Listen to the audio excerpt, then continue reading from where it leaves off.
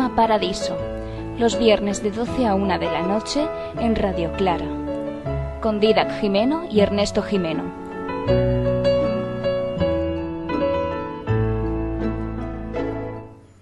Comienzan a cerrarse los bares por la noche y no es por la crisis, sino gracias a vosotros, amigos, que cada vez más escucháis este vuestro programa Cinema Paradiso. Ya sabéis, los viernes en Radio Clara 104.4 o por internet radioclara.org. Estoy con Ernesto Jimeno. Muy buenas noches.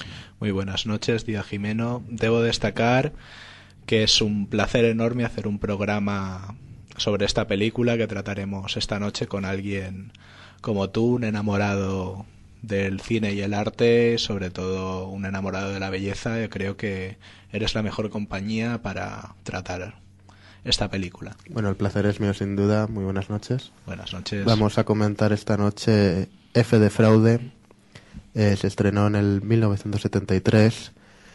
La produjo François Reichenbach para els Films du Prism. La dirigió el genial, el mítico y uno de los grandes artistas del siglo XX, en mayúsculas, Orson Welles. La fotografía corrió a cargo de Gary Craver y Christian Odasso. La música fue compuesta por Michel Legrand y la guionizó el propio Welles. Este se trata de un documental, así que no podemos hablar de actores propiamente dichos, pero participaron en el film Orson Welles, Oya Kodar, Clifford Irving, Elmire de Jory, un personaje muy pintoresco que hablaremos bastante esta noche, y François Reichenbach.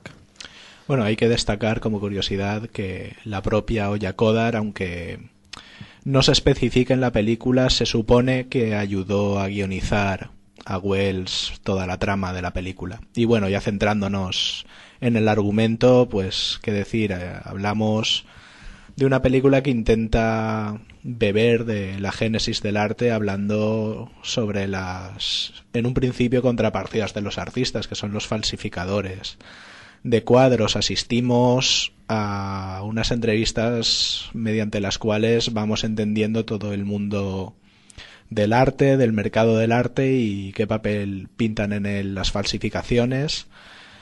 Y bueno, así a grandes rasgos, a partir de ese discurso vamos adentrándonos en los grandes temas que dominaron la filmografía de Welles, el alma del hombre y las pulsiones que le son propias. Es una película bastante difícil, bastante erudita, sobre todo porque necesita tanto de conocimientos de pintura como de conocimientos acerca de la sociedad y los hechos de por aquel entonces, del 73.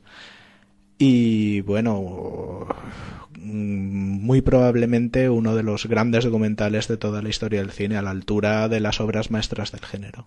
Y sin duda el más creativo. Uno de los más creativos, sin duda alguna. El montaje es algo espléndido. Bueno, ya hablaremos en profundidad esta noche. Vamos a hablar del montaje bastante, uno de los aspectos técnicos más destacables. Y bueno, hemos escogido un clip de audio. Sabéis que en nuestro foro podéis escoger la película que queréis comentar. Y bueno, es www.cinemaparadiso.creatuforo.com.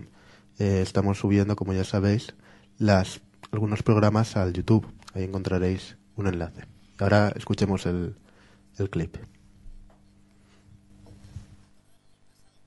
Me gustaría ver si algún experto, algún director de museo o algún marchante sabría distinguir cuál es un Matisse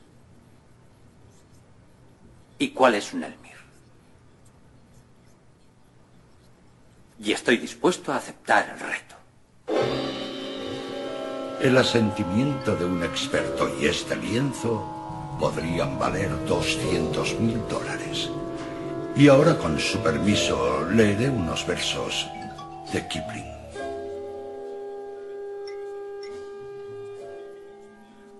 Cuando el rojo del sol naciente cayó sobre el verde y oro, nuestro padre Adán se sentó bajo el árbol y escarbó con un palo en el suelo.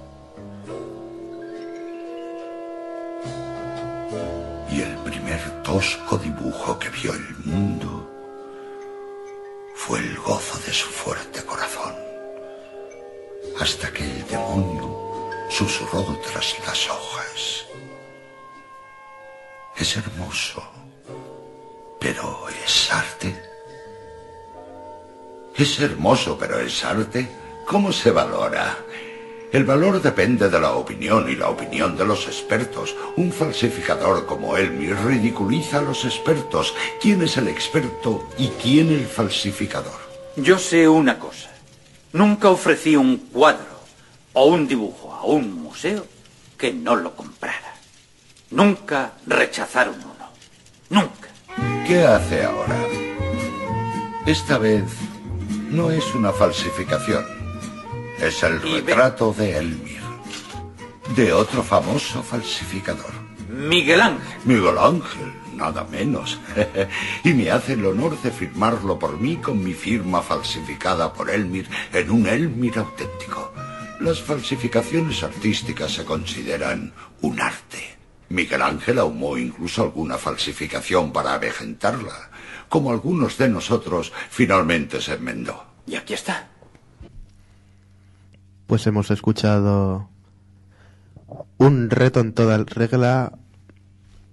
Elmir de Hory ha arrojado su guante a los expertos, a la crítica de arte, y aderezada con unas preciosas reflexiones de Orson Welles, con versos de Kipling incluidos. Un lujo. Sí, Orson Welles ya desde su infancia destacó como un gran narrador, no solo de cuentos, sino también de reflexiones, y no sé, esta voz en el doblaje español, yo creo que tiene esa profundidad que lograba darle a esos textos recitados tan maravillosos. No por nada empezó siendo un hombre de radio. Pues así es. Vamos a darle un repaso a su vida, pero bueno, yo prefiero la versión original de la película. Sin lugar a dudas, versión original siempre. Cogemos la traducida, obviamente, para que podamos entender, porque bueno, no hay subtítulos por radio. Bueno, un poco difícil lo que pides.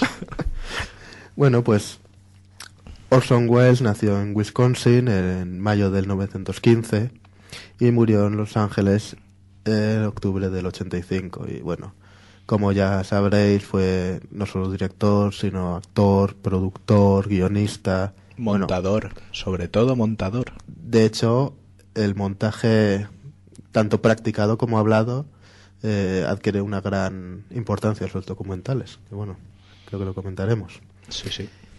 Y bueno, ganó 2 Oscars, increíblemente solo 2 Oscars. Bueno, no tan increíblemente, porque bueno, ya hablaremos de cómo la sociedad rechazó su figura, pero en fin, que uno de los mayores genios del siglo XX solo tenga 2 premios en su palmarés, pues bueno, es una afrenta a todos los amantes del arte, pienso. Ciertamente, en el 41 lo ganó por Ciudadano Kane al mejor guión, y creo que bueno, esto ya es algo, porque es una película que no se entendió nada bien, sobre todo no se entendió la estructura, y que le dieran el Oscar al mejor guión, bueno, es un reconocimiento de su talento que luego perdería durante mucho tiempo.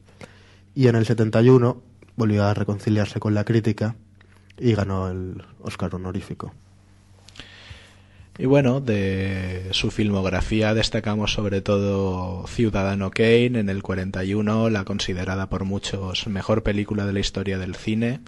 Aunque bueno, Welles tiene una frase bastante curiosa, y es que preguntándole acerca de esta película dijo que cómo podía ser la mejor de la historia si ni siquiera era la mejor de su filmografía. Ahí queda el dato. Pero bueno, la crítica, que me temo que iba a salir bastante mal parada, sí, la coloca a la altura de La diligencia de John Ford. Hay una pugna por el cual es la mejor película.